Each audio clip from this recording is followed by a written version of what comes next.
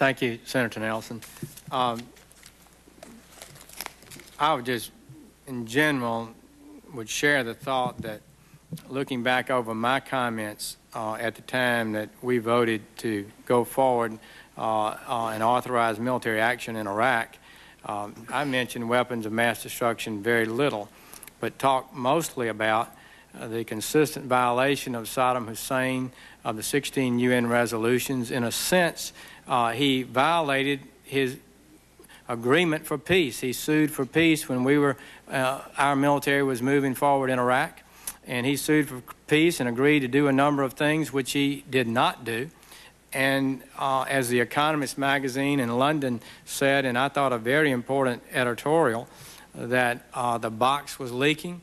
European nations, Russia, France, Germany particularly, were trading with him. The embargo was leaking. We were flying flights over Iraq on a daily basis and being shot at by his people and dropping bombs on him. And we were at a point, as The Economist said, to either put up or shut up, to walk away and or not. I am absolutely convinced had we walked away from Iraq, he would have broken the embargo, utilized the vast oil reserves he had to reconstitute a military that would have been a threat to the world and reconstitute his chemical weapons system. That's just my view. That's what I said at the time. That's what I believe today. I know CIA director, apparently, according to Mr. Woodward, told the president it was a slam dunk that there were going to be weapons of mass destruction there. And I do recall Chairman Warner, and at least 4 or maybe 6 times, asking leading witnesses, if we undertake this war, are we going to find weapons of mass destruction when it's over? And everyone said yes, and one of those was General Abizaid, I do recall. So I just would say that people who talk about lying and misrepresentation really need to be talking about where they're reporting errors and errors in analysis, which is why we're passing probably this very day a bill to reform and strengthen our intelligence community. Mr. Duelfer, you were asked by Senator Graham, I thought you were a bit reluctant to answer the plain question was how much space does it take to have an anthrax that could kill thousands of people? Just how much would it be if it's properly handled? Well, I mean, it's a matter of square feet in terms of, the agent. I mean, it's something that, it's a very small amount of agent. Well, could you put enough in one fruit jar to kill hundreds of people? Well, if you know, just yes or no if you know. Again, the short answer, if you make the right kind of material, well, if you make and you the right disperse it correctly and the atmospheric conditions are right. I mean, I've listened to too many biological weapons experts to be able to just give you a straight yes or no answer. I apologize anyway, for that. Yeah, sure but it's a very small area, yes. And certainly it is, and it's hard to find that if you've got to look over a nation of 20 million people, and it might be there. What about this report? I see that, I believe it's in July, we moved out more than 1.7 tons of enriched uranium and other radioactive materials from Iraq. What was that about? This is material that had been part of the Iraqi nuclear power plant production and had been under safeguards. It's not related to a weapons program. Is it convertible to a dirty bomb or something of that nature? Well, this is the concern, yes. And but that was been, so far as you know now, are there any other remaining nuclear materials in Iraq?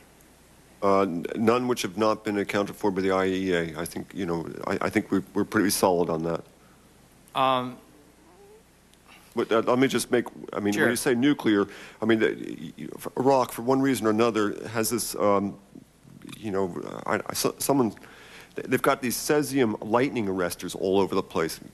I have no idea why they do, but they're little pieces of cesium all over, and so we've been trying to collect up as many of those as possible, but they're not considered to be a major threat. With regard to the discussion about whether or not the aluminum tubes was part of a nuclear reconstruction effort by Saddam Hussein, I would just recall that we heard both views of that in our intelligence briefings that we got, and the Democratic nominees got if they attended, and some said it was and some said it wasn't. I thought it was connected to nuclear myself based on the briefings, but it was certainly clear to those of us who listened to the briefings that some could interpret that differently. What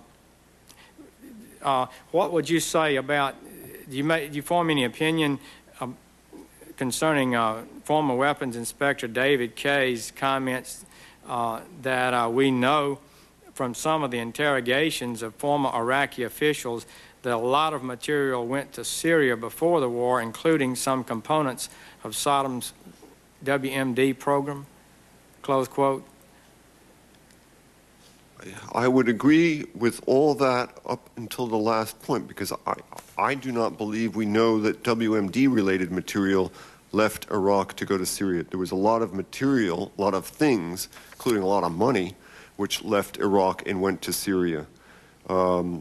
You denied, or you just personally are not sure that that was included in the things that went out of the country? We're unable so far to make a conclusion on that. We have seen reports, but what I can tell you that I believe we know is a lot of materials left Iraq and went to Syria.